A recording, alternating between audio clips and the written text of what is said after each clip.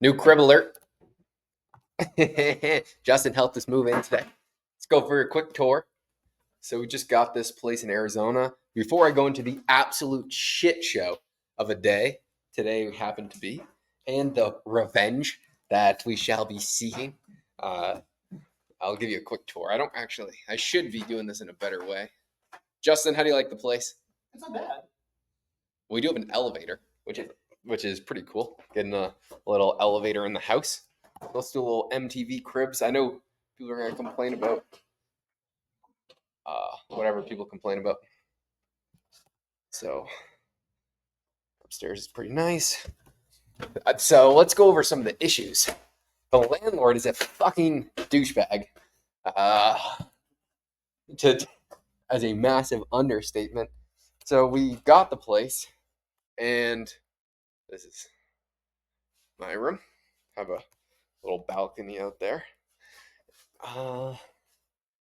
Almost a little hot tub, Luke. If you're watching this, you know exactly what the hell's going down.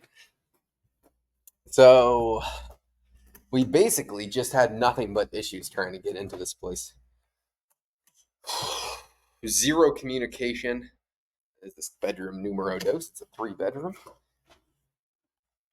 And let's see, what were the issues today? Because I honestly forget because it was such a long day. I know that it was nothing but issues. Well, those issues were issues, but they were easily fixed. Like dealing with the storage people. Like those were issues, but it worked out well. The truck didn't start when I got here. Yeah, Issue. Yeah, the tracks. Yeah, so it was really just a lack of communication that made me quite upset. And so we got this place, which is, I mean, the problem is this is an incredibly expensive luxury condo. And if this was just some like C-class apartment, like the shit that you deal with, Justin, no offense, uh, uh, then I would understand poor communication and I would understand being unprofessional because that's what you pay for. But I mean, considering how expensive this place is, I would expect pristine quality. And I mean that is what you're buying.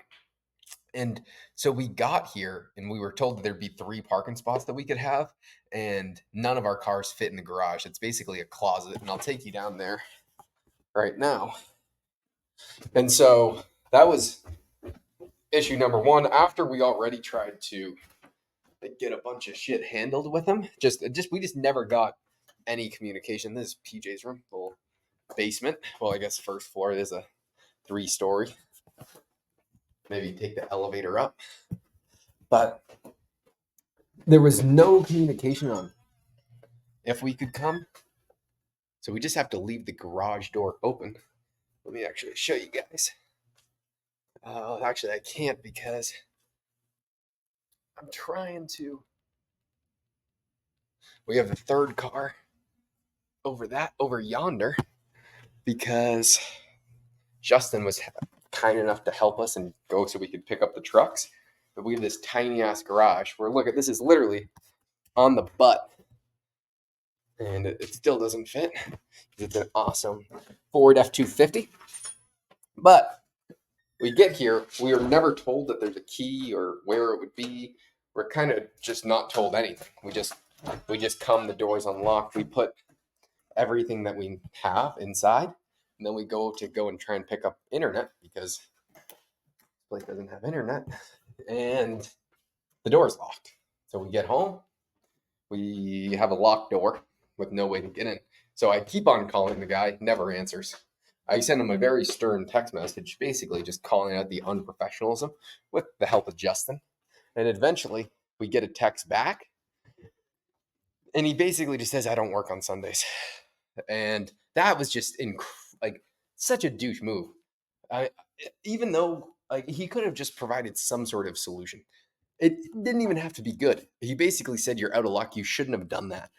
When he never said that there was keys. So I said, I just called him and said, "Hey, can I pick up a key?" He said, "Sorry, we don't have the key. You have the key." I said, "Why didn't you ever tell us where the key was?" And he basically was just an asshole and said, "I don't work on Sundays. I'll talk to you on Tuesday." And it's Sunday right now. I mean, what a fucking douchebag. And there's no reason to be such an asshole. I mean, it's just a very lack of professionalism on every account. And I don't really care anymore because we're moved in.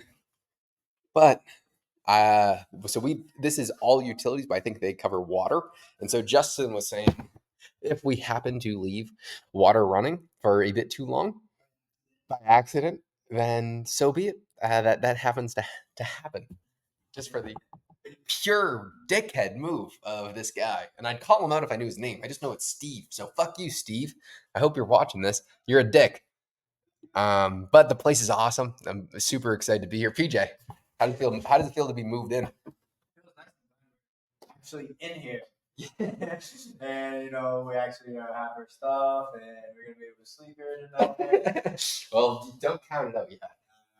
But yeah, it feels good to be moved in and make some good memories here at this place. I would assume so.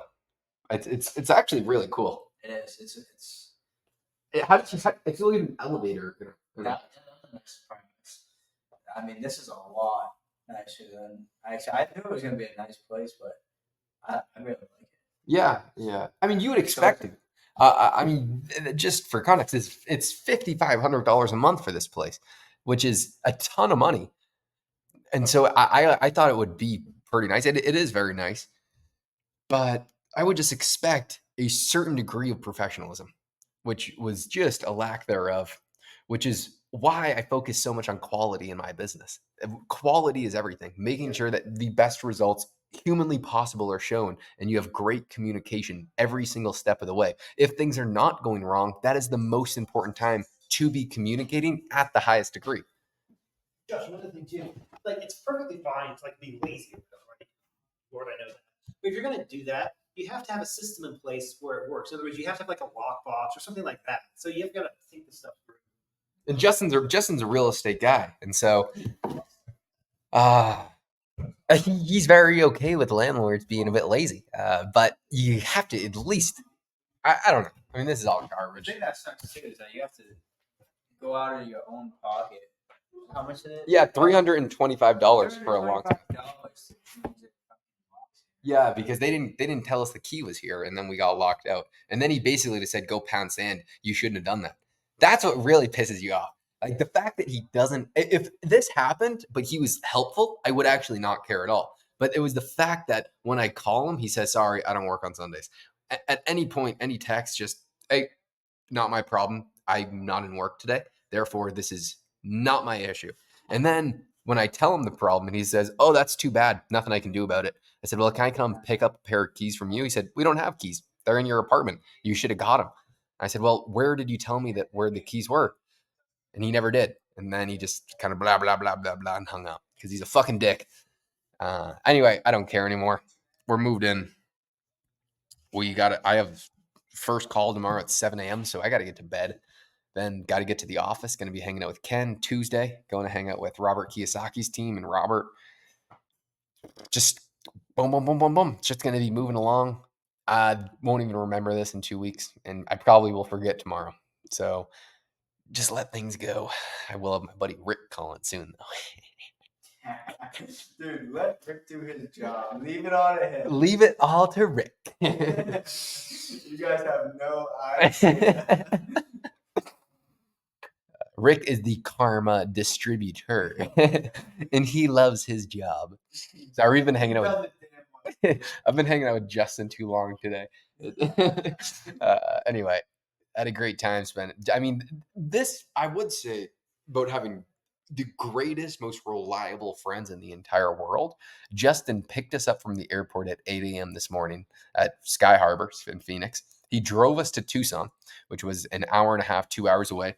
We picked up the 2 trucks. We went to get lunch, and then we just drove back to Scottsdale.